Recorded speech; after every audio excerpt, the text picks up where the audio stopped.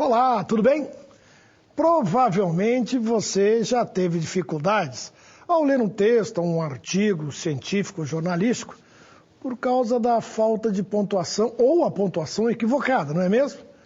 Pode ter sido um ponto de exclamação fora do lugar ou reticências sem utilidade. O fato é que se um texto não tiver uma pontuação adequada, o leitor pode ficar confuso. Por isso, na aula de hoje, vamos falar sobre alguns sinais de pontuação, como o ponto e vírgula, dois pontos, ponto de interrogação, exclamação, reticências, aspas, travessão e parênteses. Um dia desses, encontrei um painel luminoso com a seguinte mensagem: se dirigir, ponto e vírgula, não beba. Se beber, ponto e vírgula, não dirija.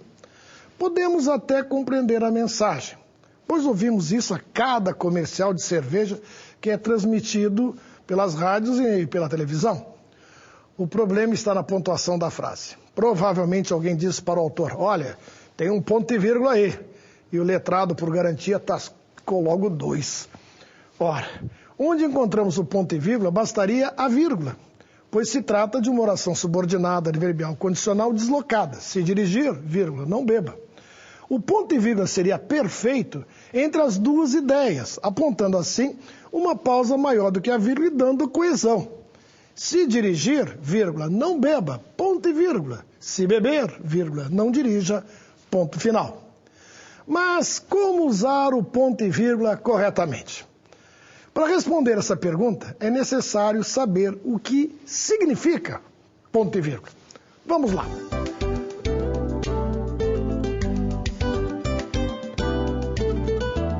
O ponto e vírgula é uma pausa maior que a vírgula e menor que o ponto final, uma vez que não encerra o período. Parece até uma expressão matemática, não é mesmo? Ponto final, que é maior do que o ponto e vírgula, que é maior do que a vírgula.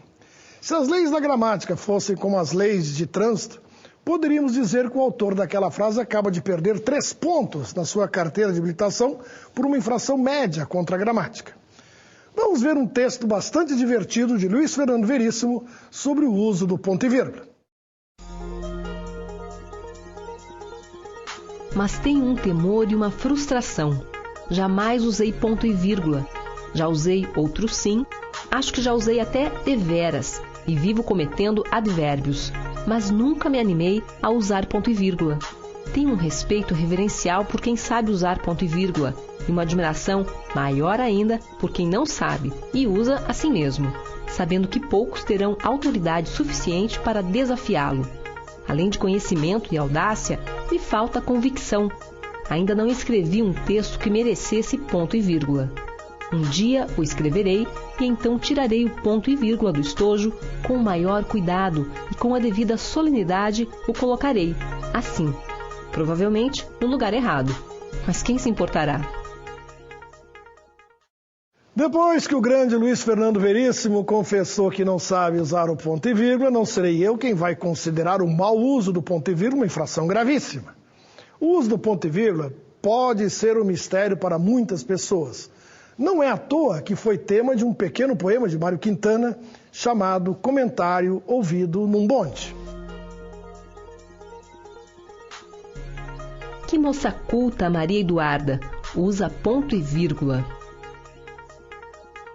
Embora não seja o sinal de pontuação mais usado, como a vírgula ou o ponto, é importante que as pessoas saibam usá-lo corretamente, principalmente em placas que estão nas ruas, não é mesmo? Por isso, vamos aprender algumas regrinhas. Emprega-se vírgula ou ponto e vírgula antes de conectivos adversativos ou conclusivos. São exemplos de conectivos adversativos: entretanto, mas, porém, contudo, todavia. E, como exemplos de conectivos conclusivos, temos logo, portanto, por isso, por conseguinte. Vamos ver alguns exemplos. Ele trabalha muito, ponto e vírgula, porém não foi promovido. O uso de ponto e vírgula é facultativo nessa frase, poderia ser substituído por vírgula.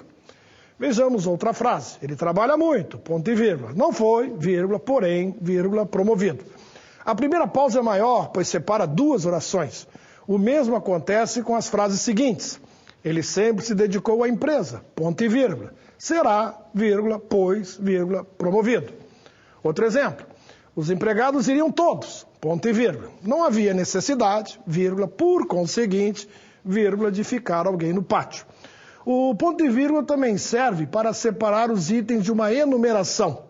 O ponto e vírgula pode ser utilizado em várias atividades, como para enumerar os assuntos de uma reunião ou para enumerar as vantagens de um produto. O ponto e vírgula também pode separar itens de uma explicação. Vamos ver como isso pode acontecer.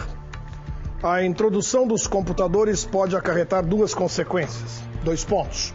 Uma, vírgula, de natureza econômica, vírgula, é a redução de custos, ponto e vírgula. A outra, vírgula, de implicações sociais, vírgula, é a demissão de funcionários.